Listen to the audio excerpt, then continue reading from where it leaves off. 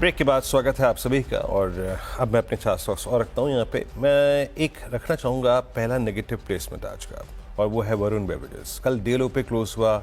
ये स्टॉक पहले भी अपने 200 डे एक्सपोनेंशियल मूविंग एवरेज के नीचे ट्रेड कर रहा था, बट अब एक चीज़ याद रखिएगा, इसमें फरवरी 2024 से लेके अब तक का पूरा जोन कल कोलैप्स हो गया।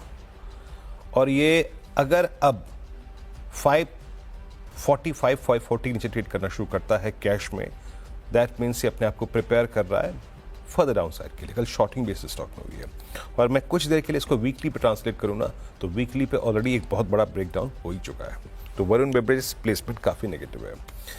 आरती industries out of derivative ban, और कल इसमें फिर से वो मोमेंटम कायम रहा और डे हाई पे क्लोज हुआ 50 डेमा के ऊपर। शॉर्ट कवरिंग का क्रम जारी है, हालांकि पोर्शंस को की काफ़ी घट गई, तो डेरिवेटिव्स बाहर आ गया है अब बैन से। मेरे ख्याल से अब ये प्रिपेयर कर रहा है अपने आप को एटलीस्ट फॉर 475, जहां पर अक्टूबर 3rd वीक के स्विंग लोस हैं, उस पर नज़र रखिएगा।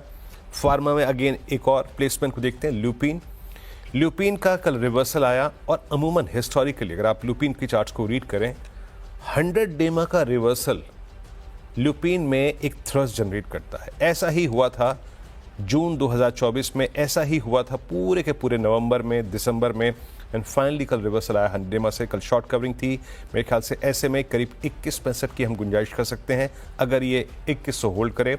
और लास्ट स्टॉक यहाँ पे मैं मेंशन करना चाहूँगा, कल PSUs में शॉर्ट कवरिंग थी, स्पेशली अगर आप रीड करें पिछले 10 दिन के स्टैट्स को, तो डिफेंस कंपनियों में मोमेंटम लौट रहा है। कल HAL 2 डेमा के ऊपर क्लोज हुआ 4187 पे। कल clear signs of short covering थे।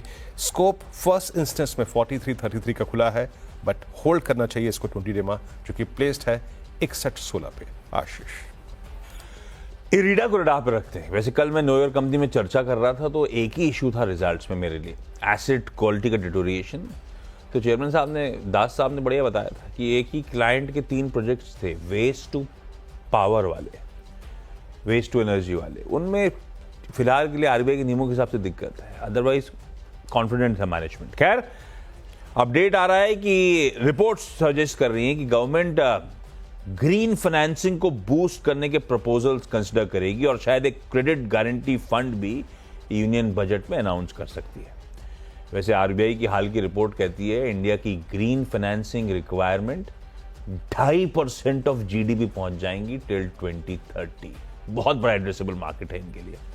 थायरोकेयर टेक्नोलॉजीज रिपोर्ट सजेस्ट करती हैं, आपको याद होगा 2 साल से फार्म इजी इसकी पेरेंट कंपनी का IPO टले चले जा रहा है, नहीं आ पाया।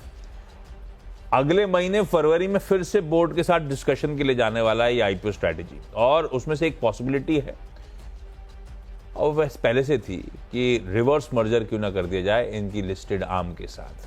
थायरोकेयर को रडार पर रखिए। वैसे पेन इन कंपनीज का रिड्यूस हुआ है जब से वो कॉम्पिटिटिव इंटेंसिटी रेडी कम हुई है। कैनफिन होम्स नंबर्स पे तो खैर हम रिएक्ट कर चुके हैं, ब्रोकरेजेस के नहीं अपसाइड्स हैं अभी भी। मॉर्गन स्टैनली ने जैसे 885 और जेफरीज ने 915 के टारगेट्स दिए हैं, तो अच्छा खासी मीनिंगफुल अपसाइड्स की अभी भी गुंजाइश बनती है, एटलीस्ट ब्रोकरेजेस की माने तो ग्रीन रखा। ऑयल इंडिया, ट्रंप और ब्रेंट। वैसे ब्रेंट इंचअप हो रहा है ट्रंप के बयानों के बाद, $80 के ऊपर बढ़िया कंसोलिडेट कर रहा है। रडार पर रखिए ऑयल इंडिया को। 10-10 हो गए पूरे। क्विकली छोटा सा ब्रेक के उस पार टीम्स का एक क्विक रैप अप।